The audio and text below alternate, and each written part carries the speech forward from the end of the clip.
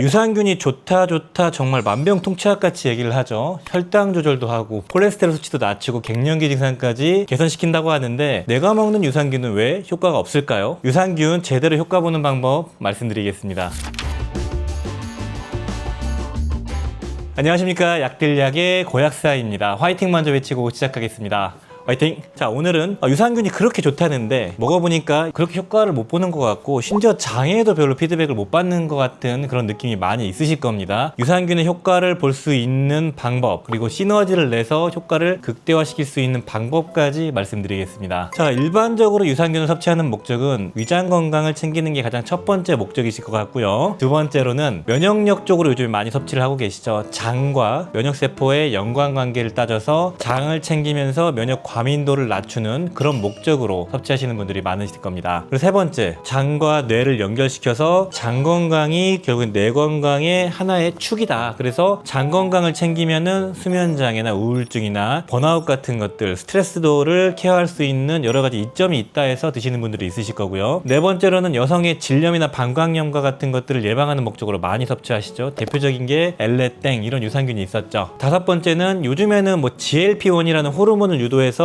식욕 억제, 체지방 감소, 혈당 조절, 고지혈증까지 개선시켜주고 에스트로겐을 조절해서 갱년기 유산균도 나왔습니다. 여러 가지 정말 이유가 있는데, 자, 그렇다면 내가 먹는 유산균 왜 효과가 없는지 좀 말씀을 드릴게요. 첫 번째, 유산균은 정말 개인의 편차가 크거든요. 사람마다 다 달라요. 그래서 검증된 유산균을 먹어도 효과가 떨어지는 그런 경우가 있고요. 내 장내 환경이 다를 수가 있거든요. 그래서 개인의 편차를 정말 많이 탄다. 그리고 두 번째, 유산균의 효과를 제대로 보려면은 오랫동안 섭취해야지 효과를 볼 수가 있어요. 일반적으로 배에 가스 차고 설사, 변비 이런 것들 짧게는 4주, 보통 한 12주 정도 섭취하면은 효과를 볼 수가 있는데, 면역력이나 혈당 조절이나 방광염, 질염 이런 것들은 최소 12주, 길게는 6개월 이상 꾸준하게 끊지 않고 롱텀으로 섭취해야 되기 때문에 즉각적인 효과가 보여지지가 않죠. 그래서 효과가 좀 애매한데 라는 얘기를 많이 하시는 것 같고, 이건 약이 아니고 건강기능식품, 식품류이기 때문에 효과가 그렇게 드라마틱하지는 않습니다. 꾸준하게 오랫동안 내 장내 환경을 개선시키면서 몸의 컨디션을 회복하는 그런 과정을 통해 가지고 점진적으로 좋아지는 것이죠. 그러니까 내가 먹고 나서 좋아진 건지 아닌 건지 너무 헷갈리는 겁니다. 자, 그리고 마지막으로 가장 중요하고 대부분의 원인을 차지하는 건데, 제대로 유산균을 고르지 못해서인 확률이 높아요. 예를 들어서 면역력에 좋은 유산균은 항균 작용으로 강력한 LGG 유산균이 있겠죠. 여성 유산균으로 유명한 거는 유렉스 유산균이 있습니다. 변비에 좋은 거는 HN019라는 유산균이 있고, 그런 식으로 특화되어 있는 유산균이 제품에 제대로 들어가 있고 그걸 골라서 꾸준하게 먹어야지만 효과를 볼 수 있기 때문에 너무 어려운 거예요. 짭퉁 유산균도 많잖아요. 되게 저렴한 유산균 쫙 넣어놓고 이런 핵심 유산균은 조금만 넣어놓고, 그렇기 때문에 내가 유산균을 먹어도 효과를 잘 못 보는 겁니다. 좋은 유산균들은 영상으로 많이 추천을 드렸기 때문에 따로 말씀을 안 드릴게요. 그래도 좋은 유산균을 좀 알아야겠다 그러신 분들은 친환약사 어플로 문의 주시거나 약들약 밴드 여기 링크 있거든요. 거기로 들어오셔가지고 문의 주시면은 최대한 빨리 피드백 드릴 거고요. 국내 제품은 광고로 오인할 수 있기 때문에 멤버십을 가입하신 분들에게만 좀 보여드릴까 해요. 그래야지 광고다 이런 얘기가 안 나올 것 같아서 좀 그런 거 양해 부탁드리고요. 자, 그렇다면 어떻게 극복할 수 있을까요? 꾸준하게 섭취하고 적합한 유산균을 고르고 개인의 편차를 극복해야 된다라고 말씀드릴 수 있는데, 이건 어렵죠. 그래도 잘 고르는 수밖에 없다 이렇게 말씀드리고 싶고요. 자, 그렇다면 유산균의 효과를 더 극대화시키는 방법으로 좀 말씀드리겠습니다. 유산균과 궁합 좋은 영양제를 잘 조합해 주시는 게 하나의 방법이죠. 첫 번째, 유산균을 섭취하는 가장 근본적인 목적은 위장 건강을 챙기는 그런 목적이시죠. 그랬을 때 유산균과 함께 섭취하면 궁합 좋은 영양제는 바로 소화효소입니다. 유산균은 위와 장의 상태를 개선시켜주고 소화효소는 위장의 부담을 줄여주는 작용을 하는 겁니다. 그렇기 때문에 일반적으로 위장 건강을 챙기시는 목적으로는 소화효소와 유산균을 함께 드시는 방법이 있죠. 자, 그리고 두 번째로 위염이나 장염이 있어서 위장 건강을 챙기는 목적으로 드시는 분들이 있을 건데요. 위염에는 글루타민과 DGL, 감초 추출물을 드시면 꽤나 효과적이거든요. 유산균이 가스를 빼주면서 건강을 챙기는 그런 관점으로 접근하고, 감초 추출물은 위의 염증, 장의 염증을 줄여주는 역할을 하는 것이죠. 그리고 글루타민과 같은 것들, 그러니까 아미노산 섭취하면은 위와 장의 점막을 재생해서 염증 개선에 효과적이고요. 특히 장염이 자주 걸리시는 분들 있죠. 이러신 분들은 초유를 드시면 대단히 효과적입니다. 그래서 유산균과 초유, 특히 비피더스 유산균과 초유 초유를 함께 드시면 극적인 효과를 볼 수가 있는 것입니다. 자, 그리고 세 번째, 변비 때문에도 유산균을 많이 드실 건데요. 아까 HN019라는 유산균을 말씀드렸죠. 그런 게 제대로 들어가 있는 걸 고르시고 식이섬유나 산화마그네슘을 드시면 효과적입니다. 이렇게 하시면은 상당히 변비에 효과적이고 바로 화장실에 갈 수가 있는 그런 구성이 되죠. 식이섬유는 대표적인 게 사과 식이섬유가 있고요. 사전자피와 같은 강력한 식이섬유도 있습니다. 그리고 제품으로는 가드너 오브 라이프 유기농 로우 식이섬유를 말씀드렸죠. 이런 것들을 같이 드시면은 상당히 시너지가 납니다. 자, 그리고 네 번째로는 설사 보시는 분도 있죠. 설사에는 유산균과 초유 단백질이 되게 효과적인데요. 초유 농축되어 있는 걸 드셔야 되지 초유 조금 단백질 조금 들어있는 거는 드시지 마세요. 자, 그리고 다섯 번째, 맥주 효모를 발효시킨 에피코라는 게 있거든요. 특허 원료인데 우리나라에도 있긴 한데 거의 없고 해외 직구하시면 되거든요. 에피코라는 거 면역계를 상당히 강화시켜 줄 수 있는 알파글루칸, 베타글루칸 같은 게 특별히 많이 들어가 있거든요. 에피코 같은 맥주 효모 자체가 유산균의 먹이가 되죠. 그래서 유산균이 더 잘 증식할 수 있게 도와줍니다. 자, 여섯 번째로 방광염에 활용하는 방법이 있는데 크랜베리랑 유산균이 궁합이 좋습니다. 크랜베리는 방광염 유발하는 세균이 들러붙지 못하게 막고요. 유산균은 균이 증식하지 못하게 막습니다. 그래서 궁합이 좋은 게 크랜베리 유산균이고요. 그리고 일곱 번째, 질염도 자주 재발하시는 분들이 있을 건데 질염에 탁월한 유산균, 유렉스균주 같은 거나 리스펙타균주 같은 게 있죠. 이런 거와 더불어 가지고 궁합이 좋은 게 뭐가 있냐면 프로폴리스 또는 락토페린과 같은 항균 작용이 있는 보충제입니다. 물론 유산균과 함께 드시지 마시고 궁합 좋다고 해서 동시에 드시라는 뜻은 아니에요. 유산균 아침에 먹고 점심쯤에 프로폴리스나 락토페린 먹고 그렇게 조합하시면은 염증을 조절하고 세균이 증식 못하게 면역력을 높이는 그런 작용이 있거든요. 그래서 유산균만 먹고 질염 효과 없는 분들이 함께 섭취할 수가 있는 것입니다. 자, 그리고 여덟 번째, 혈당 조절에 도움 주는 에커만시아 계열의 유산균들이 요즘에 연구 많이 되고 있거든요. GLP-1 호르몬을 분비를 촉진해가지고 위고비 효과를 보여주는 것이죠. 식욕 조절하면서 혈당 조절까지 도와주는 유산균들이 많이 연구가 되고 있는데 이러한 것과 궁합 좋은 게 뭐가 있을까요? 베르베린이 있겠죠. 베르베린도 유산균과 같이 드시지 마세요. 유산균 자체를 억제할 수 있는 게 베르베린이기 때문에 아침 식전 유산균, 점심 저녁 베르베린 이렇게 드시면 됩니다. 자, 그리고 아홉 번째로 갱년기에도 도움을 줄 수가 있는데 갱년기에 특화되어 있는 유산균들이 있어요. 이런 것들이 있는데 그 제품과 이소플라본과 같은 걸 함께 드시면은 상승 효과가 나타날 수가 있습니다. 자, 마지막으로 열 번째, 콜레스테롤 유산균도 많이 요즘 연구가 되고 있죠. 유산균 자체가 콜레스테롤을 흡착해서 배출시킵니다. 재흡수를 막으면서 콜레스테롤 흡수량을 막는 것인데 그거와 함께 시너지를 낼 수 있는 게 마늘 추출물 같은 게 있겠죠. 마늘 추출물 먹으면서 유산균을 섭취하면은 그러한 작용이 서로 시너지가 나면서 효과적으로 고지혈증 수치를 낮출 수가 있는 것이죠. 홍국 같은 건 너무 세니까 마늘 추출물을 함께 드시면은 시너지를 낼 수가 있는 것입니다.